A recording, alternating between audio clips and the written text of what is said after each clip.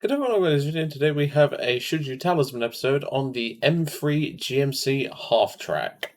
This is going to be actually our first half track slash wheeled-ish vehicle in the series, and it certainly won't be the last, but it won't be a while, well, it will be a while before the next one, because the next one will be the M16, I think, so similar chassis and all that, but I digress. So as per usual, in the description below there's going to be a few timestamps where you can skip ahead to the armor and the weapons and obviously the mobility. You can also skip ahead to the drivability of the vehicle and also where we take this gun on the range. And then, of course, the competition of the vehicle and, of course, the conclusion. If you want to skip ahead to that, please do feel free using the timestamps in the description below. Without further ado, let's get into talking about the armor, weaponry, and mobility of the M3 GMC half-track. So, armor is not exactly going to be this thing's strong suit, because, as previously mentioned, this is a half-track. This was never designed to be a frontline vehicle. It was purely meant to sit in the back and start picking people off with a 75mm, which it does that job very well, especially since the reload buff. But going over the armor, most of it is a quarter of an inch thick. It's not exactly thick. I mean, 6.35mm over nearly all of the vehicle. The only exception to this is the gun shield, which is half an inch thick or 12.7mm. And of course, being a half track, it is completely open top, including the driver's area. So this is quite vulnerable to machine gun fire, even from the front, because you can take out the commander, the driver, etc. You can even, if you've got a big enough machine gun or you're up close to it, you can actually sneak shots in under the gun shield, and there's no protection for the crew. It's literally just a gun mounting, and if you're hitting that, you're aiming poorly anyway. So being a half track is not exactly a good thing in the low tier meta, so to speak, because obviously there's a lot of autocannons, a lot of rapid fire machine guns, and planes can have this thing for breakfast. However, that's where this vehicle's mobility and positioning come into play. So the mobility is not too bad, with a 148 horsepower engine propelling the 9.1 ton vehicle to a forward top speed of 45 miles an hour. You'll be very lucky to hit that. And a reverse speed of 10.4 miles per hour. Most of the time, you're going to be hitting around 25 to 30 miles per hour, depending on the terrain. If you're going off-road on like snow and things like that, you're going to be going at about 20 to less than 20. It's not too bad, and the steering of the vehicle is also quite generous as well. You can easily swing this 75 around onto target, and it does pretty well. But obviously from the front, the engine can potentially eat a anti-tank round, which that's not much to go by, but it's something. However, if someone's shooting there instead of up here, they're doing something wrong. One other point to note is you can also sneak a machine gun bullet through the commander or the gunner's optic, which can potentially take out the gunner as well. So this sounds like a lot of negatives going so far. Like, the mobility is probably the best part about this vehicle, but the armor and the vulnerability of this vehicle seems like it's really letting this thing down. What is there a benefit to driving this vehicle? Well, the short answer is the 75mm M1897A4 cannon. This isn't I don't think this is the oldest cannon in the game, from what I know, but it's one of the older ones. This is very similar to the Sherman 75mm gun, so this will give you some good practice for later down the tech tree. And it does have pretty generous angles, with a -19 horizontal guidance to the left and 21 to the right, so you've got pretty good coverage. You get 10 degrees of gun depression and 29 degrees of gun elevation, because this thing was also used for lobbing HE shells at unsuspecting Japanese forces, because this thing was used in Japan, well, on the Japanese assaults and things like that, from what I've read. The traverse speed isn't very fast at 5.6 degrees a second, so you will have to bear that in mind, but that's where the whole turning of the vehicle really comes into play. Now, initially, the vehicle used to have I think it was a 12-second reload, but then everyone was like, why the hell is it 12 seconds when it should have 5 crew as opposed to 4 and have around a 6-second reload? And that's when it received this 5th crew member back here, and of course a reload buff, which it desperately needed. So that does help the vehicle out, but of course, as I mentioned about the armor, the ammo is in a really obvious spot, and this vehicle does potentially get ammo rack quite a lot easier, because whilst you are carrying 60 rounds, they're all based in easily hittable areas where people are likely to shoot. But of course, the gun itself does come with M61 shot, which is really nice, and of course you will have to unlock that. It's a rank 2 upgrade, but very easy to get to. And as I said, this is very similar to the Sherman's gun, so this is very good to get practice with. I would also recommend carrying a few HE. I do not care what Harry says. I will die on this hill because a lot of players agree with me anyway. Carrying at least 5 HE, especially in a vehicle like this, is extremely important. I'd say around 5 HE, 20 to 30 AP, probably less given the current meta at the minute. You could probably get away with about 20, maybe 15.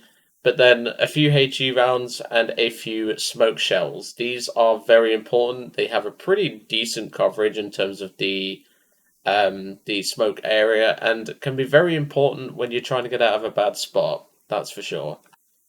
So that seemed like a lot to take in, but obviously the main things to take away is the armor's crap. Do not rely on the armor. The mobility is actually pretty good, and the gun is something that you're going to need to get used to. And it's pretty forgiving for a 1.7 tank destroyer.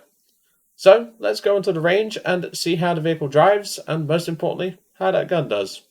See you in a moment. And welcome to the test drive. Well, I call it the range because it sounds cooler. Let's get a move on. So as I said, the mobility isn't too bad. The acceleration is a bit poor, but it does get up to speed quite well on normal terrain like roads.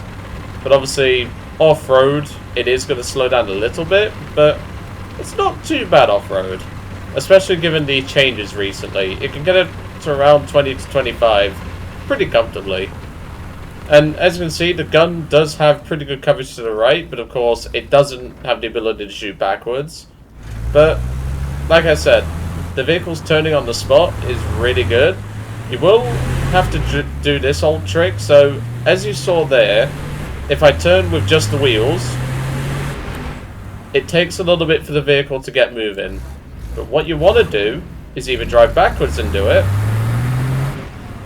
or drive forwards and do it.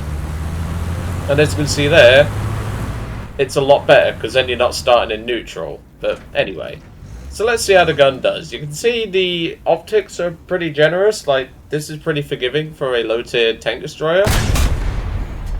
And well, the post-pen damage, as you can see there, you're going to want to get used to that because the M61 shot is pretty good for one-shotting a lot of vehicles at this sort of BR that this thing will face. It will face Panzer IIs. It will also face the next target on the range, which is the Panzer IV-C. But of course, the Panzer IV does have a lot of advantages over this thing, but as I said, you can use that gun depression, and then the post-pen does the rest for you. But like I said, make sure to drive forward and then turn the vehicle, because then that gives you more chance to actually, you know, hit the target. Of course, if you are up tiering this vehicle, because I have seen people doing that, just bear in mind it can't pen everything. You might get lucky if you can, like, hit the commander's hatch on that Panther over there. I'm not even going to attempt to shoot that. But overall, the actual vehicle's ability to engage targets and drive around the map is pretty good. And of course, as I said about HE rounds, having a few really does help out. But of course, getting over trenches on some maps, not a problem, because like I say, this thing's got a pretty long wheelbase and drives very nicely over most trenches. But of course, some of them, you will have to use the provided, shall we say, methods, like so, because sometimes you just can't get over them. But a lot of the time, this thing just effortlessly drives over them. And as I said, with the vehicles turning on the spot, you can very quickly bring this gun to bear on your opponents. Just don't do anything like ramming enemy vehicles, because this thing doesn't have a lot of power to weight, so don't bother with that. So even though this vehicle started out with a negative, I think it's safe to say it's redeemed itself quite a bit. But of course, there are better vehicles that are more consistent for a newer player. So I wouldn't suggest this for a newer player. But for an experienced player, absolutely. Alright, let's head back to the hangar and we will discuss the vehicle's competition and, of course, head into the conclusion from there. See you shortly. And welcome back to the hangar. So, obviously, with this vehicle's more generous gun over the M8 HMC, if you're a more experienced player, this would probably be the vehicle for you over the M8 HMC if you want a little bit more consistency with the main gun. But of course, the downside of that is the M8 HMC actually has armor and is arguably faster in most environments. And of course, has the 50 cal on the roof, which we covered in the last tank episode, of course. But the main thing to consider is the other tanks that you'll obviously be pairing this thing with. At 1.7, this vehicle does have a pretty good lineup, and you can even up tier it to 2.0 and it'll do just fine. But of course, you have things like the M3 A1 Stuart, which I honestly think is one of the best Talisman vehicles to actually use. Of course, I do have a Talisman on the M3 A1. I just don't have one on the M3 Stuart. But it's all benefits for this thing, really. I mean, it's nice to drive. It, of course, doesn't have the most amount of armor because it's not meant to.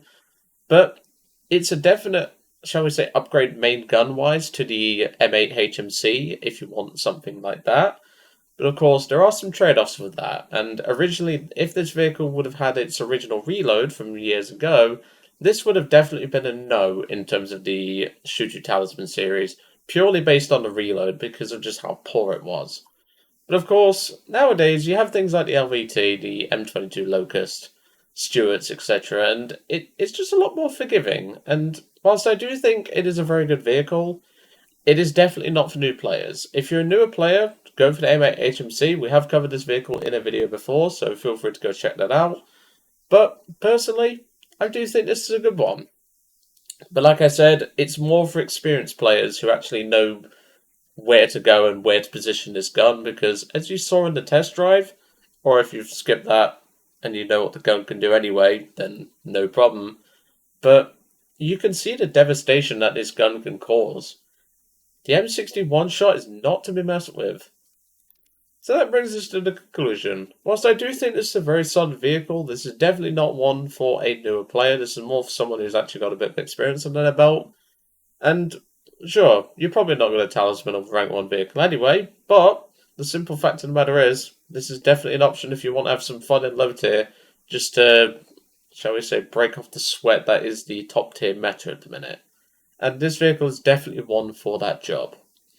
But anyway, I'm going to leave you all to it for today. I really hope you enjoyed seeing the M3 GMC half-track in action. Of course, we'll be seeing more half-tracks and wheeled vehicles throughout the series in general. But next up in the series is going to be a bit of a fun one. The M22 Locust. I think we all know the answer to this one. I'll just let that sink in a minute, because some people might think I'm going to say no, but no, me and the Locust have a bit of a special bond. We're like brothers.